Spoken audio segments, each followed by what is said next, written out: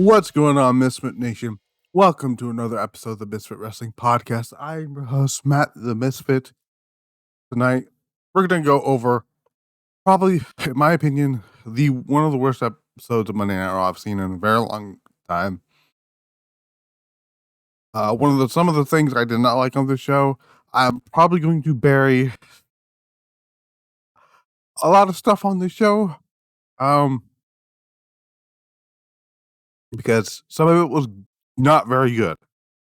Okay, most of it was not very good, but I will go over that and much, much more. If you like what you see here, hit the subscribe button, comment down below, hit the like button, follow the social medias at Misfit Podcast TV on Twitter, Misfit Wrestling Pod on Instagram, Misfit Wrestling Podcast on Facebook, and youtube.com/at Misfit Wrestling Podcast.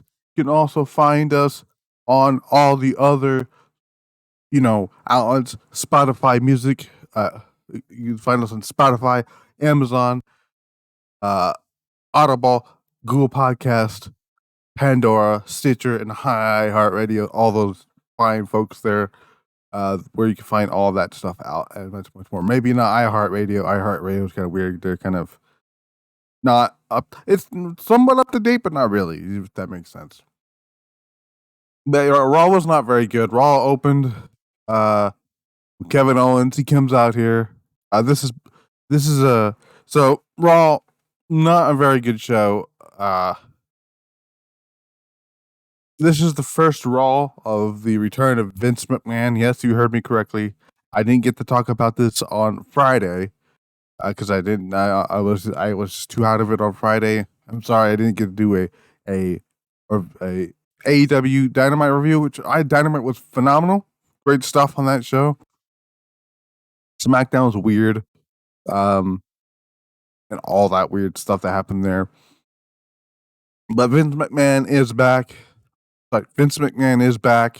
As an executive on the board of directors to quote unquote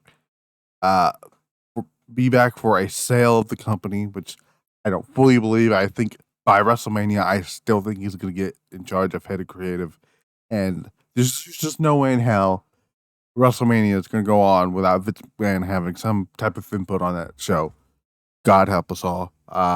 But that's either here or there. I'll talk about that when we get to that. I do have some news on a potential WrestleMania match that I've been getting my little notes into about Rhea Ripley, what she's planning to do for WrestleMania, and what her big match for the show of shows is going to be. We also have confirmation that Chelsea Green has been signed to, has been re-signed by WWE. News comes out Fightful Select. Go subscribe to Fightful Select. We're going to get some of the news articles out of the way first. So Fightful put up a few hours before Raw, quite a few hours before Raw. It was contract updates on Kylie Ray, Matt Cardona, and Chelsea Green. They found out that Chelsea Green is indeed signed to WWE and has been assigned to the company for quite some time. She is currently waiting on something for Corey to do. I assume she will be in one of the surprise entrants in this year's Women's Royal Rumble. She did shut down her OnlyFans account, our OnlyFans page, many months ago. Which kind of gives the indication that she would be returning to WWE. Matt Cardona, WWE sources indicated to Fightful that Cardona is not signed, but we wouldn't rule out, or they shouldn't rule out anything in the future. So right now, Matt Cardona, who is on his best run of his career, and doing the independent stuff, doing some great work down there. Kylie Ray, she had a tryout last December. For a WWE tryout. She appeared on Main Event. I forget who she wrestled. I believe she wrestled Tamina. I could be wrong on there, but I'm pretty sure she wrestled Tamina. Or was it Dana Brooke? It was one of the two. A lot of speculation led to her signing with WWE. but Fightful was able to confirm that she has not signed, as of right now, has not signed a deal with WWE and is currently a free agent. So there is some great news on that. So there is some good news on that.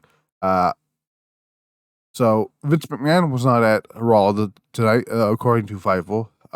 Hopefully, I mean, I hope that was the case. They seemed like a show that was booked by Vince, but that's neither here or there. There was also news on Bo Dallas. He was backstage again this week at at Raw. Bo Dallas, who is rumored by a lot of people, not me, but a lot of people, is portraying the Uncle Howdy character. There is some news on Uncle Howdy that's being basically close to the chest of WWE from WWE to other people out because from my understanding, he does not take off the costume backstage in front of people. So only a handful of people know who Uncle Howdy is. Rumored to be are the people I think are in the know of who Uncle Howdy is. Triple H, Bray Wyatt, Rob V, and maybe LA Knight since he's involved with the storyline. And now, thanks to tonight, probably Alexa Bliss knows who Uncle Howdy is. Bo Dallas was at Smackdown last week. That came to light by WWE Hall of Famer Gerald Briscoe, who was backstage, who was released back in 2020. Was backstage for Smackdown. Said that Bo Dallas was backstage, so there's that. We got some news on Edge and when he's possibly supposed to make his return. This is also all this news comes from Fightful Select. Go subscribe to Fightful Select, only $5 a month. A little cheap plug there for the good folks at Fightful. Fightful learned as of late November, WWE had penciled Edge in for the first couple of pay-per-view events for this year, that being the Royal Rumble, Elimination Chamber, and WrestleMania, of course. Fightful said that the working plan was for Edge to take on Finn Balor at the Royal Rumble, as WrestlingNews.co reported that Edge would be competing at the Royal Rumble pay-per-view this month, and is scheduled to face Finn Balor in the Hell in a Cell match at the Royal Rumble. That has yet to be that was scheduled, but there's no telling if that match is still going to happen. Not because originally the plan for WrestleMania, which was changed 2 weeks ago, was supposed to be Ronda Rousey versus Becky Lynch, and I'll have a little news on Becky Lynch when we get to Rhea Ripley. When I get to Rhea Ripley a little bit later on in the review, the plan now is to have Edge not only at the Royal Rumble, because if they're going to do that match at the Royal Rumble, then they're going to be at Elimination Chamber, but also Beth Phoenix will be involved at Elimination Chamber. The current plan right now is to have Edge and Beth Phoenix take on Finn Balor and Rhea Ripley in a mixed tag team match. That mixed tag match has been rumored for quite a while, since Extreme Rules, when they did the whole thing. Given that there seems to be big plans for Rhea Ripley coming out of the Royal Rumble and into WrestleMania, it makes sense to move this tag match to the Elimination Chamber in Montreal. But those are the big stories there. I will talk about my big story that I was able to somewhat uncover. That could be a possibility once we get to that in the Raw review. But Raw, again, not a very good episode, but Raw opened with Kevin Owens. Kevin Owens is always a great thing to have here. He comes out here, looks to address Roman Reigns, as it was confirmed last week on SmackDown that Roman Reigns will defend the undisputed WWE Universal Championship against Kevin Owens. at the Royal Rumble. So this will be the third Royal Rumble in a row for these guys. They are completing the Royal Rumble trilogy. They did the. It's kind of funny that all the matches they had against each other was for the Universal title, which is hilarious. The first one being when Kevin Owens was the champion back in 2017, the 2017 Royal Rumble match, the Falls Count. I think it was a Falls Count Anywhere shark cage match. It was a Falls Count Anywhere match where Jericho was suspended from the ring in a shark cage. Owens was defending the Universal title against Roman Reigns, and that's when Roman got Brian cost Roman the match. And then again, they did it again. And the only Royal Rumble not to have fans, the 2021 Royal Rumble, where Roman was defending his Universal title against Kevin Owens, last man standing. And as of right now, this match the Royal Rumble in 3 weeks is only a regular match here. So he's fixing to talk about his match with Roman at the Royal Rumble. JBL's music hits, he cuts them off. Rags on Alabama, even though it's kind of funny given that he is a Texas himself, a cowboy. Then he says that no one believes he can beat Roman Reigns. He then introduces fans to Baron Corbin, because why the fuck would you care about Baron Corbin? Reminds Owens that he is the only person that have a pinfall victory over Roman Reigns in over 3 years. That is actually true, which is fucking disturbing when you really think about it. Corbin heads out in the ring with his microphone in his hand. Then he basically just runs down everything here. He says he's going to beat Roman Reigns by winning the Royal Rumble and going into the main event of WrestleMania. Owens buries his face in the turnbuckle, which is something we've seen him do in the past last year. Leading up to this, people all thought he was going to leave.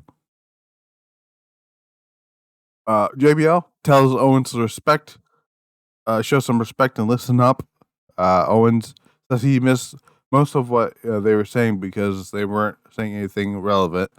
Owens says that he's in the mood to beat up somebody, and he gets this match with Baron Corbin that no one asked for. Thank God they don't call him Happy Corbin anymore. But this match was not very good. Didn't really care.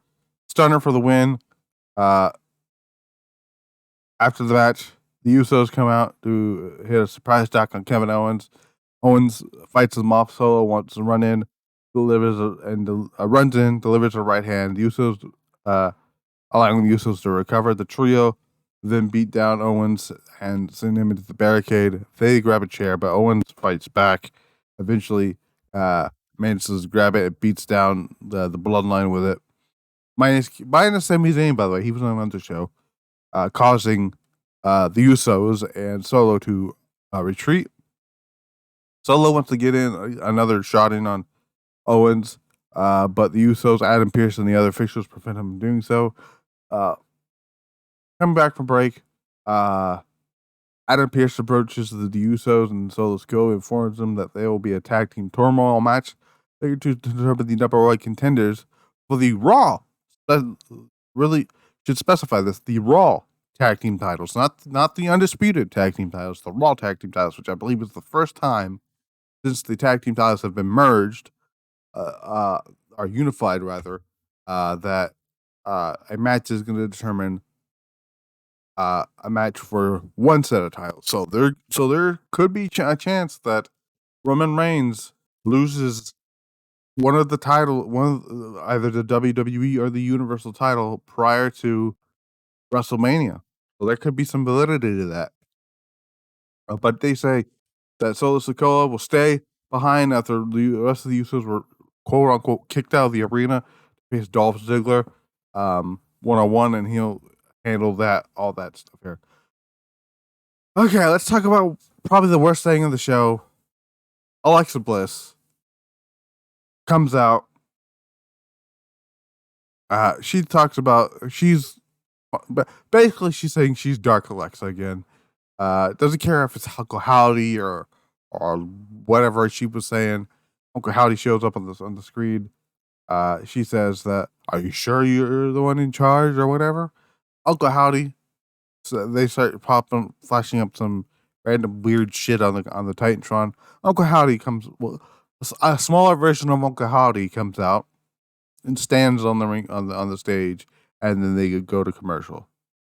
And I thought this was fucking terrible. I really thought this was one of the worst things I've ever seen on the true. I'm going completely. Listen, I gave it a shot. I gave this whole Uncle Howdy, not the Uncle Howdy stuff. I gave this whole Alexa Bliss Bray Wyatt thing a whole shot. It's not working. It's going on way too long. We're just now gonna have a match on television with Bray Wyatt in 3 weeks at the Royal Rumble. The man has been back since October. You're just now gonna put him in the ring on pay-per-view. Why didn't you just have this match at the fucking Survivor Series? You didn't need to fucking put Ronda Rousey versus Shotzi Blackheart on that show. You didn't need to do that. You didn't need to have Seth Rollins defend the championship in a 3-way. Realistically, you didn't need to have Seth Rollins, AJ Styles, and Finn Balor on that show. This was fucking atrocious. None of it made any fucking sense.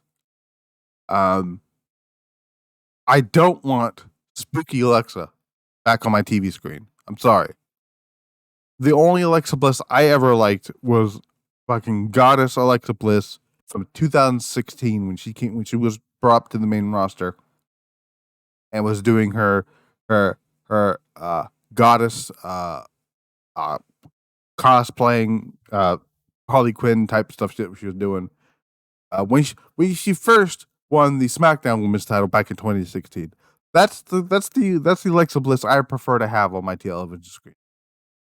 This is awful. And I have no interest in seeing a rematch. I know they're going to do a rematch probably at the Royal Rumble with Bianca and Alexa. I just don't care. I don't care. I don't care about this match. I don't care about this feud. I don't care to see Alexa Bliss involved with the Bray Wyatt stuff. I know I have some friends on here who are massively into this. Good for you. I thought we were gonna get away from all that. This is not starting a new chapter in Bray Wyatt's career. This is not starting over. This is not starting fresh. They're going back to what people didn't like. And why? And this is why it doesn't make any sense to me. Bray Wyatt has been back for what 4 months, 4 or 5 months now. Not once has he made a mention of Alexa Bliss's name. Didn't mention her on hasn't mentioned her on SmackDown at all. So why bother with this? This was just the one of probably the worst thing on the show tonight. Oh, actually, it was something that might have been worse. This was just bad. This was bad. It's horrible. I don't care to see it anymore. This is just bad. That's all I'm gonna say here. That's it. I'm moving on.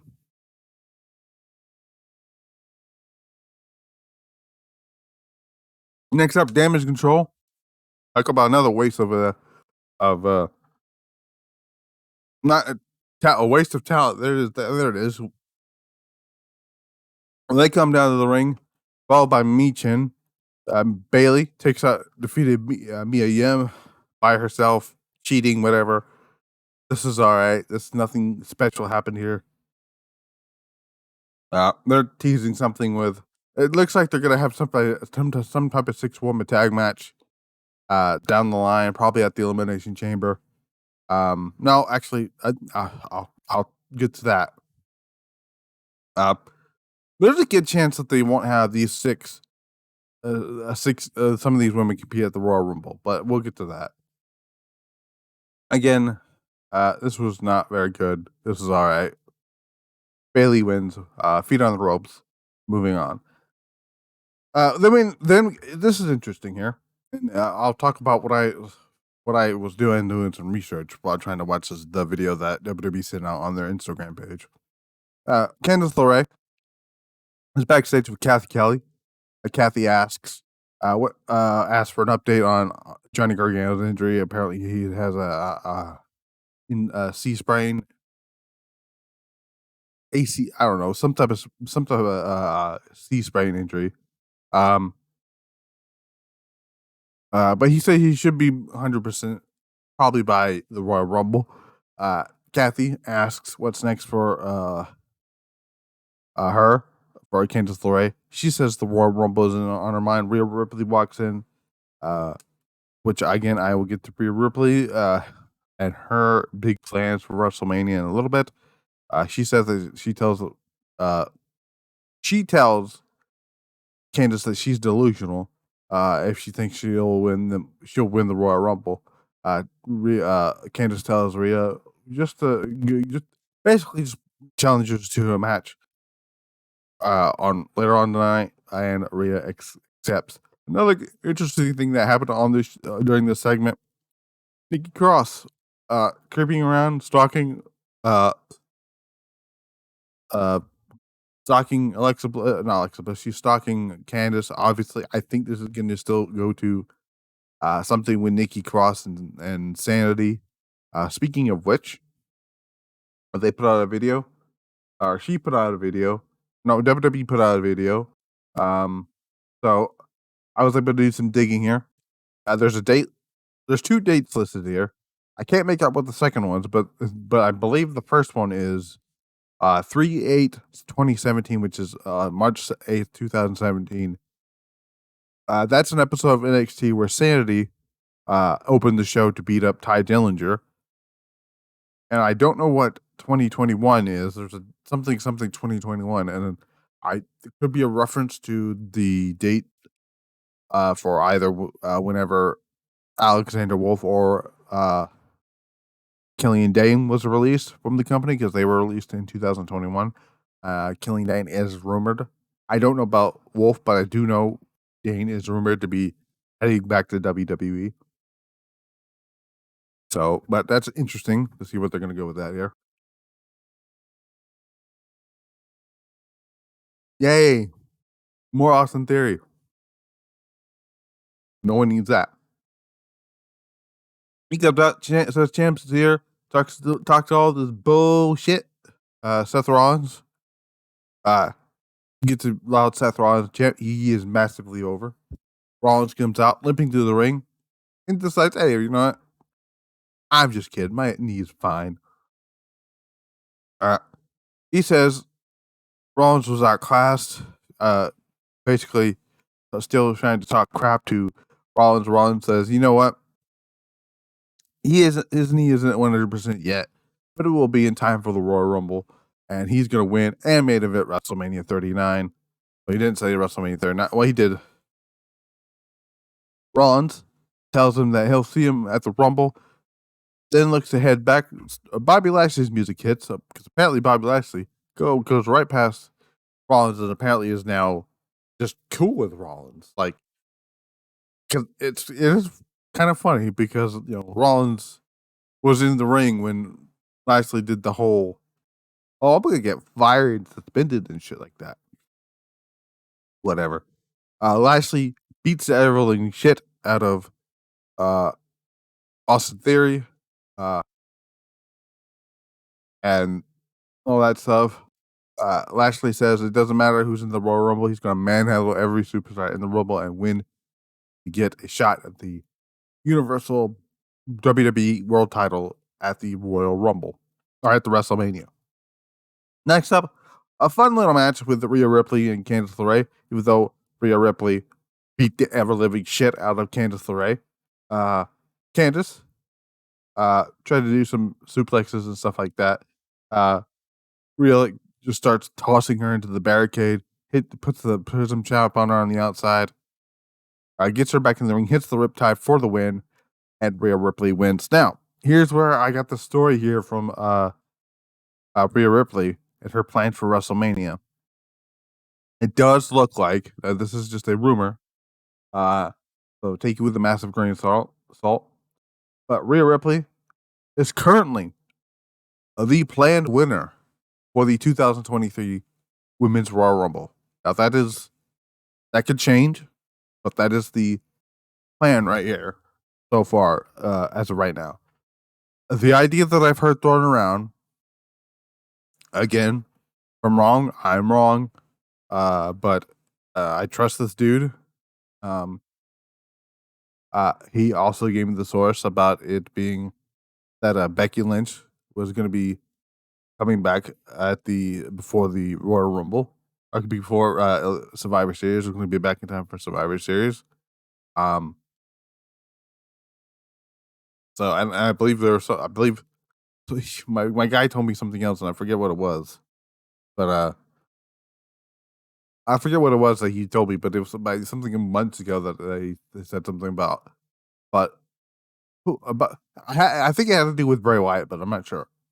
Anyway, so the one idea that I've heard being thrown around is that Becky Lynch is going to win back the Raw Women's Championship before WrestleMania, and it's going to be as a result of Rhea winning the Rumble. It's going to be Becky Lynch versus Rhea Ripley for the Raw Women's Championship. Now I didn't ask about how we got to get to the Rhea from somewhere between now and Elimination Chamber. Probably, Becky Lynch is going to win the Raw Women's title back. I didn't ask how that we were going to get to her winning the title back, but my assumption is once Bianca gets through Alexa Bliss, they're going to do Elimination Chamber match at the in Montreal for the pay-per-view. And they're going to put Becky, Bianca, and whoever else in that match, and somebody's gonna cost Bianca the title, and Becky Lynch is gonna win the championship off of Bianca without actually having to beat Bianca for the title. I think Becky's gonna win the title in the Elimination Chamber, and then that's how we get Becky Lynch versus Rhea Ripley, which frees up the other rumored match, which is Bianca Belair versus Charlotte Flair for the SmackDown Women's title. Now, that I don't know. That doesn't make a lot of sense. Well, it sort of doesn't because, again, Bianca doesn't have the right challenge for it. She's not a Raw. Well, I mean, to be fair, Kevin Owens is challenging Roman Reigns. Well, technically he can because it's a unified title anyway. But that is the one plan that I've heard, and I'm not against it if Becky versus Ronda has been scrapped, and it does look like it's been scrapped. What you do with Ronda Rousey, I don't want to see Ronda and Shanna dethrone and beat Io and Dakota. So just have them fight each other. That means Ronda and Shayna or something like that. Anyway, but that's what I've heard. Hopefully that's the plan. I hope this show kind of told me that there's big plans for basically for the Judgment Day, mainly Finn Balor and Rhea Ripley. So we go backstage. Byron Saxton, Bobby Lashley. Saxton's trying to ask Bobby his plans to hold on. This goof asked Bobby Lashley if he plans to enter the Royal Rumble, even though just moments earlier in the ring he says, yeah, "I'm going to enter the Royal Rumble and just throw everyone over." I don't think Byron Saxton has ears that work. Just saying. MVP walks in, says, "I have some business to attend to." Saxton walks away because he can hear that, apparently. MVP says he's trying to mend fences. Shelton Benjamin, Cedric Alexander is getting shot the tag team titles a little bit later on. But Lashley says, I'm not just going to forget what you did to me a few months ago. Continuations. I like that. Continuations of storylines. Uh, Not forgetting shit. The whole thing with Omos and I don't know where he's at, but MPB says, if you ever change your mind and decide to get more business put together, my number doesn't change. So it does look like we're getting a Hurt Business reunion. Not yet, but we're getting there. There is factions, more factions getting uh involved and coming into the fray. We have now if you got the Hurt Business, now you got the Usos, you have think about this factions now in WWE for main roster. So on Raw, you have the OC, which is obviously, us AJ, which AJ Styles, speedy cover to AJ Styles, who broke his ankle last week at a house show. Hopefully he'll be back for WrestleMania. He's gonna miss the Royal Rumble, but I hope he's gonna be back for for WrestleMania. So you got the OC, which is AJ Styles, the Anderson Gallows, and Mia Yim. You can have Damage Control, which is the female faction. You have Judgment Day, Finn, Priest, Rhea, and Dominic. You have uh, you have the Bloodline, which is Roman, the Usos, Solo, and Sami Zayn with Paul Heyman. You got Imperium. You have Hit Row. You have Maximum Male Models, which no one cares about them, or Shit Row. The New Day. Even though Biggie isn't around right now because of the neck injury, but he is still part of that group. The Viking Raiders, because now they're stable now because of Valhalla, which is also obviously Sarah Logan. Like I said, the Bloodline, Legado Telephantasma, uh, Joaquin Lionel, Rayo Mendoza, Joaquin Wild, Santos Escobar, and Selena Vega. The Brawling Brutes, which is Pete Dunne, Sheamus, and Rich Holland. And then you got the rumored return of Sanity and the Hurt Business reportedly coming back. So, and this rumored Wyatt family, Wyatt Six faction possibly. So, I mean, factions are getting everywhere in WWE. I love it. I love more factions. I love it. Also builds up more tag teams. We got a Cody Rhodes video package. Uh, Somewhat of the same one from last week. I feel like this was the same video package from last week. Like, I just feel like this was the same one that he played last week. I could be wrong here. Uh, he's gonna be back at the Royal Rumble. Let's be here. He's still he's currently is the favorite to win the Royal Rumble, and I hope he does because him versus Roman Reigns should be the match. I don't give a shit what The Rock is doing, what type of Hollywood star he is. I'm sorry. That idea of The Rock versus Roman Reigns is long gone. It's done. No one cares. I don't care. That the WrestleMania did not sell out because of The Rock, because The Rock's name was never attached to the show. Not a single match is announced for this show. The show sold out. And it's not because of The Rock. The moment Triple H took over creative, boom, WrestleMania. I guarantee you, Vince McMahon had never left, WrestleMania would still be having trouble selling tickets. And then Vince would already have pushed that panic button of having, hey, let's get Stone Cold. Hey, let's get John Cena. Hey, let's get The Rock, The Undertaker, and things like that. Anyway, Dolph Ziggler's backstage because he's still relevant for some reason. He has a match with Solo Sikoa. Ziggler says he's out for revenge. And then no one gives a shit. Mustafa Ali walks in and apparently asks why he declines to be a tag team. And the tag team turmoil match. Because Dolph Ziggler has been in too many fucking tag teams. I feel like Dolph Ziggler, every time you turn around, he's either fighting for a championship in a singles match, being the backup guy or the cool down guy until we get to the big picture, or he's wrestling in or he's in a tag team. Like, whatever. Uh, they start having some seem like they're arguing. They move off. Whatever. This was by the way, this was never followed up again. By the way, back from break. We have a hype video package for Bronson Reed. Second week in a row, he's not on the show. Okay. Well, he was on the show, but we head backstage to a interview with Bronson Reed. Brian Saxon asks, "Why did you decide to help the Miz before Bronson Reed can answer?" Miz's stupid face walks into the camera shot and says, "Hey, we're buddies now."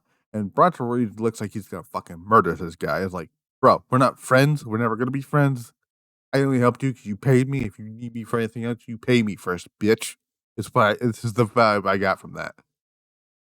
I really hope Bronson Reed murders him, and then uh, I hope he is just taken off TV for the foreseeable future. I just Mrs. Awful. Solo Sikoa, Dolph Ziggler. This was a fun match. Dolph Ziggler loses. Solo Sikoa hits a stomach spike for the win. Ziggler sold his ass off for Solo Sikoa. Solo, so far since getting called up, has been booked very, very. So the two main call ups from this year, so far, the call ups have been actually treated very, very well since being called up. I've been Gunther and Solo Sikoa. Surprisingly, well, I'm not surprised with who was booking Solo Sikoa since Solo got called up to the main roster, but uh, Gunther was pushed.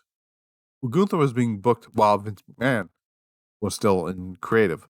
So, which I'm very surprised. The rumor is he wanted to bury Gunther by having him lose to R-Truth on the April 4th episode of Raw. So it was very weird. So Kathy Kelly.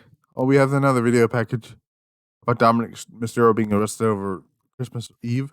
I'm still very upset they didn't try to do anything for New Year's Eve. I'm so upset about that. That would have been fantastic stuff. They better do something for like Valentine's Day or some shit. That'd be hilarious. So Kathy Kelly tried to get a word from Bailey, asked her if she sent a victory message to Becky Lynch. She says that she feels like she did. Mia Yim walks in, calls her a fraud. Bailey says a role model. She's proud of Michin. She says she's a role model. She's proud of Michin for stepping up. But unlike Becky Lynch, she's not afraid to ask for help. Then she asked Dakota Kai and Io Sky to start beating up Mia Yim, and that's exactly what they did. I think because I was watching a Russell Talk video, they were predicting how the Royal Rumble is going to play out for roster members, and I love that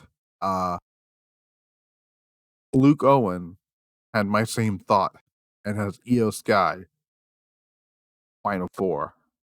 I love that. Final Four, in my opinion, it should be just me. Should be Becky Lynch, Rhea Ripley, Asuka, Io Sky. I hate to explain this to people, but Io Sky is going to be the breakout star from that group. I love Dakota Kai, but she's not going to become the star out of that group. And Bailey's not really doing much of anything in this group either.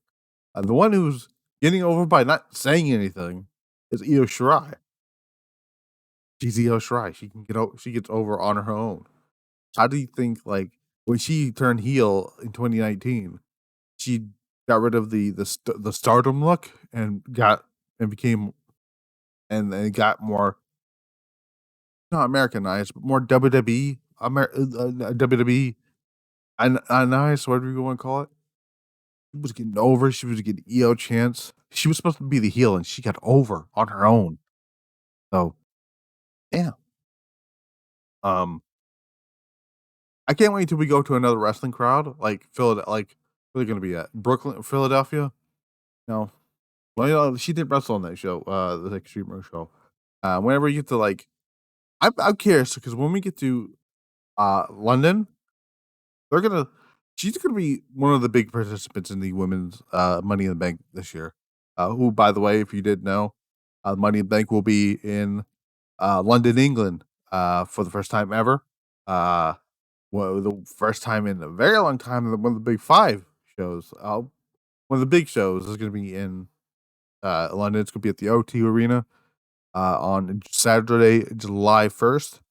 And if I'm booking it, on that night, somebody from the UK needs to win either a championship or Money in the Bank. Just keep an eye on that. Onto that here. Next up, we get a terrible Miss TV segment. I'm not even gonna talk about what happened there because it was not important. So it happened. This segment was trash. The Miz is trash. Dominic Mysterio is a trash wrestler and a trash promo.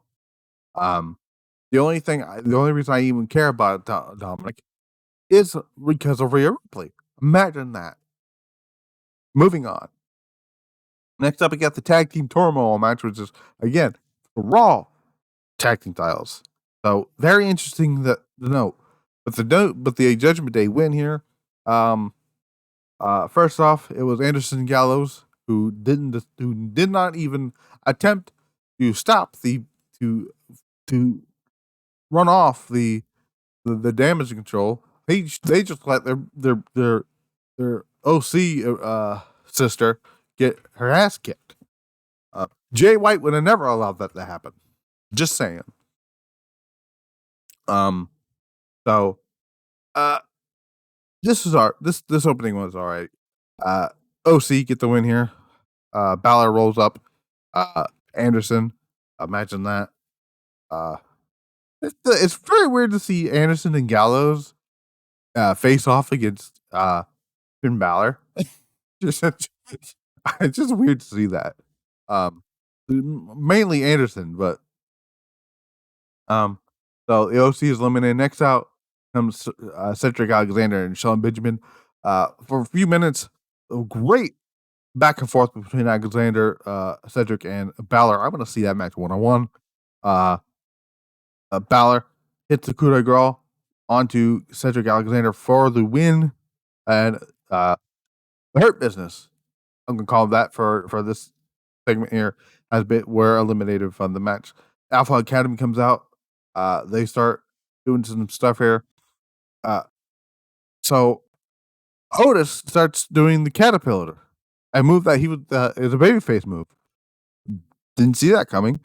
For his troubles, though, he gets a fucking lariat from Damian Priest, and the Alpha Academy eliminated. On the outside, Adam Pearce and the medical come out here, start checking on Finn Balor, and Mysterio, Dominic Mysterio, is replacing Balor after Balor took a Vader bomb from Mr. Alpha Academy himself, Otis. This final few minutes was great shit. The Street Profits is great. This Damian Priest is great, and Dominic Mysterio is there as well. But near the end of this match, Dominic Mysterio gets a blind tag. He does the roll up with his feet on the ropes to Angelo Dawkins for the win, and the Judgment Day become the number one contender for the Raw Tag Team titles. After the match, the Usos come out, stand down the Judgment Day, and we find and after the show was off the air is when I find out that we got the Raw Tag Team titles on the line. Again, Raw was not a good show. Raw was terrible. Only memorable thing on the show, in my opinion, was Usos beating up Kevin Owens, that whole thing. Rhea Ripley, Candice LeRae, Rhea Ripley loses prize again. It was fun to see the Judgment Day get seems like they're getting a push. Finn Balor, be fair, let's be fair, let's be real here. The only one getting a push out of this entire thing is Finn Balor and Rhea Ripley. There's a reason why Rhea Ripley, Finn Balor was taken out of the match. There's Triple H is heavily protecting his boy Finn Balor. Um, and again, like I said, Rhea Ripley rumored to not only win the Royal Rumble but get a championship match against Becky Lynch at WrestleMania. So that was Raw in a nutshell. My plan is to be back here for the big show, not, and I don't mean, uh, the guy coming out on Friday, on Fridays and Wednesdays in AEW. I'm talking about AEW Dynamite, the big show on that show in Los Angeles, California. We got on that lineup, you have the Elite versus Death Triangle, the ladder match for the AEW Trios Championships. This will decide who will win the AEW Trios Tag Team titles. This will be great, and I'm hoping after that match, that's when we finally get to build towards House of Black versus the Elite or Revolution. That's my prediction there. Saraya and Toni Storm take on Britt Baker and AEW Women's Champion Jamie Hayter last week on Dynamite. A really fun, really great sit-down interview here. Saraya obviously, was able to hype up both women here, and Saraya basically chooses Toni Storm and as her partner, and she just looking like, well, what the fuck? Slowly getting that tease of a heel Sheeta, boss Sheeta. I cannot wait for that. I cannot wait for the future matches between Sheeta and Saraya and Sheeta, and another match between Sheeta and Toni Storm, which should be good stuff. And we did say for a few weeks if Mercedes Moné was not going to be the partner, he had to announce the partner the week before, and they did. Now, I think that even though Toni Storm was announced as the partner, I still think Mercedes Moné is going to re-debut on Wednesday, maybe after the match. That's my prediction there. Jon Moxley will take on Hangman Page. We found that out on Rampage that Hangman Page was medically cleared to compete, so that's gonna be great. Bryan Danielson takes on Konosuke Takeshita in a series of matches.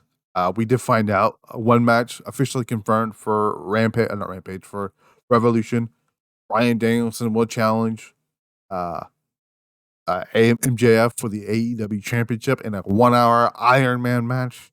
Holy fucking shit. And imagine this. Think about the two matches possibly taking place on this show, this pay-per-view. You got the Elite versus possibly House of Black. And you got Bryan Danielson versus MJF. And they might do another Moxley Hangman Page match on that show too. We got Jungle Boy and FTW champion Hook, the Jungle Hook, taking on Big Bill and Lee Moriarty.